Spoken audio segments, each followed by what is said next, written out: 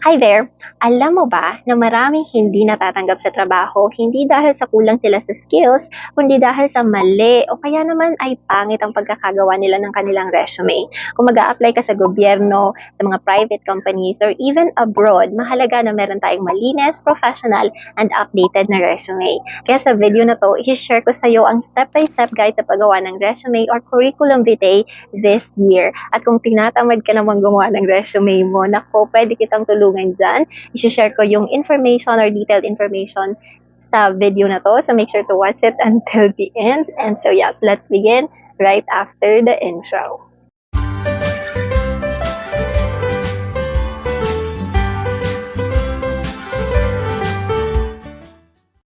Canva po ang ginagamit ko sa paggawa ng updated resume na ATS friendly na rin.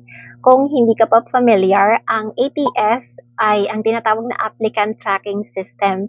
Ginagamit po ito ng HR sa pag-scan ng mga resume at ginagamit lang nila ng mga keywords na tugma sa job description ng isang applicants.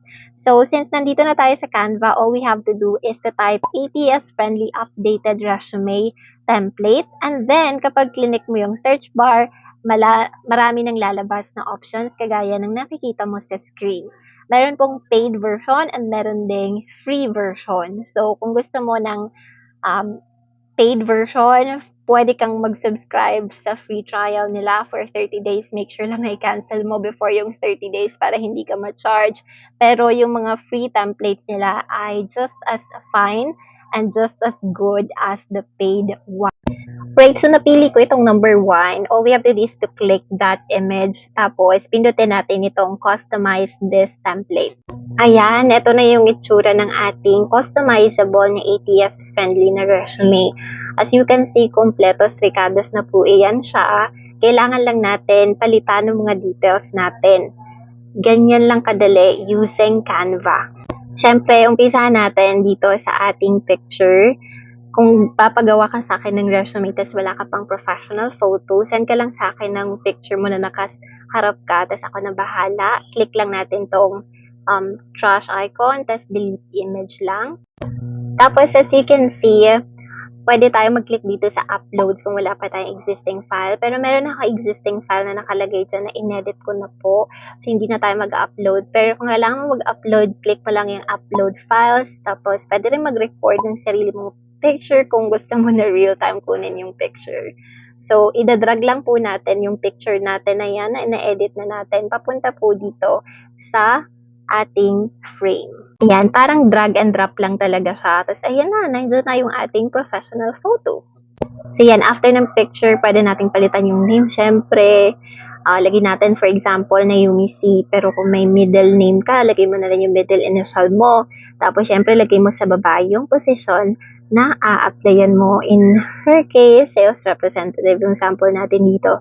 And hindi ko na po fill out the rest of the document kasi parang super understood naman na siya. Pero I have to explain yung details dito sa contact information.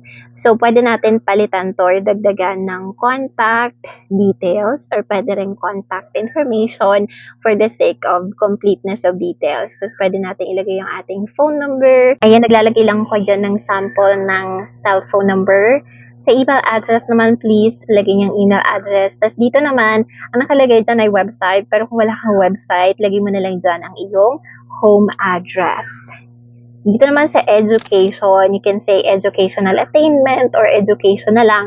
As you can see, yung nilagay niya dito is yung mga bachelor degrees niya nung college. Pero ikaw, pwede ka maglagay ng 3 dyan. Pwede mong ilagay yung elementary ka, high school, or secondary, pati na rin yung tertiary or college. Dito naman sa part ng skills, dahil nga ATS-friendly resume ito siya, I highly recommend na yung skills na ilalagay mo dito ay match talaga sa skills na hinahanap sa role na ina-applyan mo. What you can do is you can do a Google search, tapos search mo yung top skills ng isang taong nag-work as this. So let's say as a sales representative, ito yung mga skills na meron ang isang top sales agent. So kahit wala ka pa nung mga skills na yon, I suggest na ilagay mo na lang dahil ang skills ay workable naman at natututunan naman yan. Sa part naman ng language, pwedeng languages spoken. Pero pwede mong ilagay English, Tagalog. Yung Bisaya kahit wag mo nang ilagay unless provincial yung a-applyan mo. Kung meron kang alam na international language like Spanish, Mandarin, yes, you can definitely include those. Plus points kasi yan. Dito naman po sa part ng profile, pwede mong palitan to ng about me if you like. Pero dito sa profile, kung gagawan kita, let's say, ng catching na profile, binabase ko siya sa experience mo, sa pinag-aralan mo, and also sa skills na meron ka. So, kayang-kaya kitang gawan nun.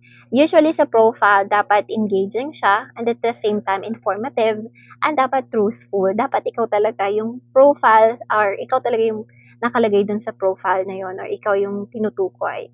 It's like career objective before, pero ngayon, more on about me na lang siya. In terms of work experience naman, I highly recommend na 2 to 3 lang yung ilagay mo. 3 maximum para kasya lang sa isang page. Ilalagay po natin yung, pwede nating i-edit yung experience into work experience. Tapos, ayan, as you can see, nakalagay dito yung pangalan ng iyong position, title. Ilalagay mo yung name of your company. Yan. Tapos, ilalagay mo rin syempre yung gaano ka katagal sa company, from what year ka nag-start and what year ka nagtapos doon. And also, yung mga ginagawa mong tasks. You can put all of the tasks na ginagawa mo para malaman nila na masipag ka at marami kang alam gawin. So, yung mga recent lang na ilagay mo, ang ilagay mo na experience, and syempre dapat related siya sa ina-applyin mong bagong posisyon. Tapos dito naman tayo sa references, or let's say character references, kasi mas familiar yung mga tao sa Pilipinas dito sa term na yan. And para mas direct na rin siya, dito ang nakalagay dito ay 2 lang. Pero syempre, pwede yung 3. Usually kasi 3 talaga yung nire-required. So sa character reference, ilagay lang natin yung pangalan ng tao, yung email address niya, or phone number, pati na rin yung position niya. And that's it. After that, meron ka ng ATS-friendly na updated resume or CV.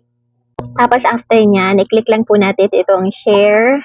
Tapos i-click din po natin itong download. I-download po natin siya sa ating computer or laptop. Ang nakalagay po dito ay PDF standard. Yun yung suggested. So yun po yung pipiliin natin. Although pwede rin naman yung ibang options like JPG, PNG, PDF print. Pero mas pipiliin po natin itong PDF standard. And then, click download. So kapag na-download na natin siya, yan na yung lalabas. Yan, lalabas na yung nasa upper right corner.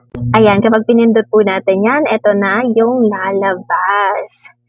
Pindutin lang natin yung X, pasensya na. O, diba, meron ka ng bonggang ATS-friendly na resume. Yay! Yun na nga po ang ating sample ng resume or updated resume or curriculum vitae. Kung may natutunan kayo sa video na to, make sure to hit the like button, subscribe to this channel if you haven't already. If you have video suggestions or comments, please let me know sa comment section below.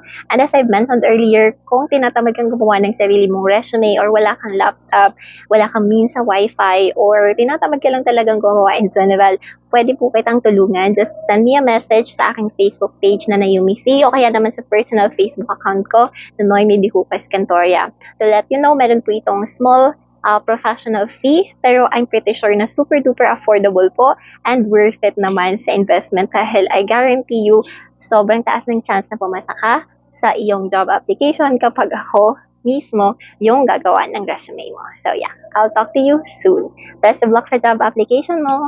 Bye!